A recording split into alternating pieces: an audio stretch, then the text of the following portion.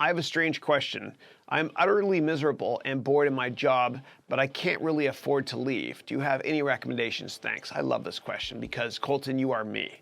Okay, I went through this many times. And I actually thought I was depressed. I thought I was clinically depressed. You know, and I worked in New York City, and I remember I worked and I've never opened up about this, but I'm going to right now. I worked at Goldman Sachs, and you know, 9/11 was awful, and 6 months after 9/11, you know, one day I woke up kind of crying, and I went to a psychiatrist one time in my life, and it was 6 months after 9/11, and I'm like, I don't know why I'm so sad. I don't know, what is it? And whenever, and I saw all of 9/11, I was there, whatever. God bless everybody. It was awful, whatever. Not whatever, but it was awful. And so what happened was the psychiatrist, and I went to the psychiatrist at one time, said that it's 6 months after a big event. So sometimes if something really traumatic happens, 6 months later, it can hit you if you don't grieve.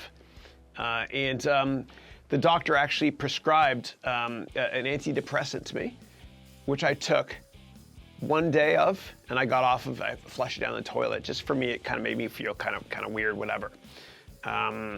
It's kind of like there's this humming. I can't even explain what I felt at the time. I never told anyone that. Nobody knows that. Anyway, I love to be natural if I can. And Goldman was great about it too. Like after 9/11, they brought psychiatrists on site, and they made us all go to sessions together just to kind of talk about what happened. It was like, what the heck? It was good they did that. So a little bit off topic there, but I thought I was depressed, and it was traumatic because of what had occurred, and the stuff we saw was terrible. But then what happened was I changed departments at Goldman. I worked in the Japanese equities for a while, and I moved to U.S. equities, and I was still unhappy. You know, not as unhappy as I was 6 months after 9/11, but I was still unhappy, and I couldn't figure it out. And my boss at the time, it was Colin Stewart and Yumiko Murakami. They're great. They're so good to me, and they just didn't understand why I wanted to move on. And I left, and I went to a hedge fund, and I thought I left because I wanted to make more money. I thought maybe that's it. Maybe it's because I want more money. And so I went to a hedge fund, and in New York, it wasn't enough money for me. And so a massive hedge fund called Citadel recruited me. They treated me really well out here in San Francisco. They brought my family out. It was great, whatever. Great they've brought my family out. And I was even more unhappy. And then I was like, well, maybe I'm unhappy because I work for other people. And, I don't want to spend the rest of my life being someone else's bitch. And so I was like, okay, I'll start my own company. I finally got my green card in 2007, so I could start a company, or at least less risk. And so I started a hedge fund. And 2008 was awful. And it was terrible because in October of 2008, that month, I remember market was down like 15%. We were up 3 or 4%. It was a good month for us. But we were short all the banks, and we made a lot of money, from bad stuff, from banks going down. And, I come into work hoping that banks wouldn't do as well. It's terrible. And I was even more unhappy. And so I'm like, okay, screw it. I'll transition the business model, and I'll kind of start a venture capital firm as well. And I was a little bit more happy because venture capital, you get to be longer term focused. And I invested in Facebook when it was private, and so did every other VC on the planet, whatever. And I was a little bit less unhappy, but something was missing in my life. It's kind of like, when you go through your first breakup in life and somebody dumps you, and it feels like something's rotting in your stomach for a while. It was like that kind of unhappiness.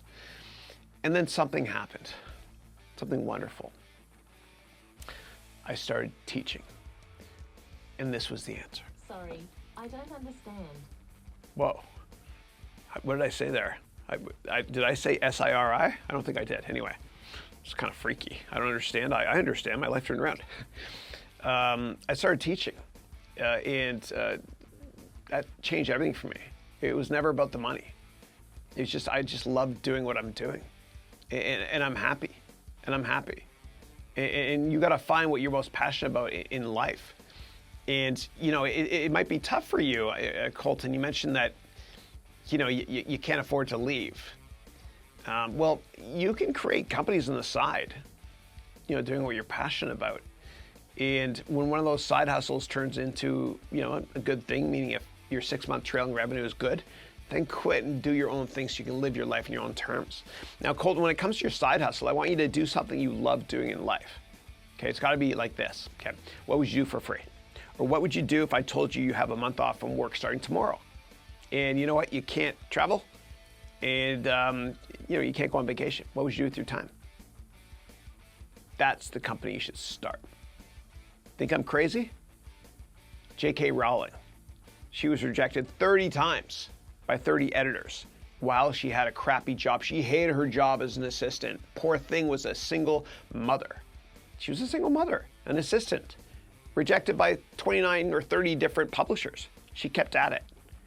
Right, Colton, she told herself, I don't care what people think of me. I don't care if I fail over and over and over again, because as Michael Jordan said, I failed over and over and over again, and that is why I succeed. Keep searching for your passion. Take my business plan course, complete business plan course if you want to, okay?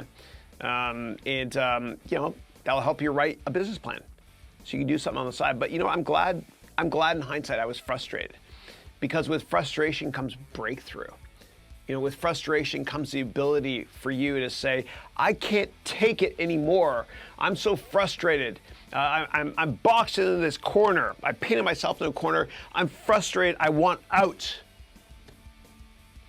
That frustration forces you to find something you're most passionate about or more passionate about in life.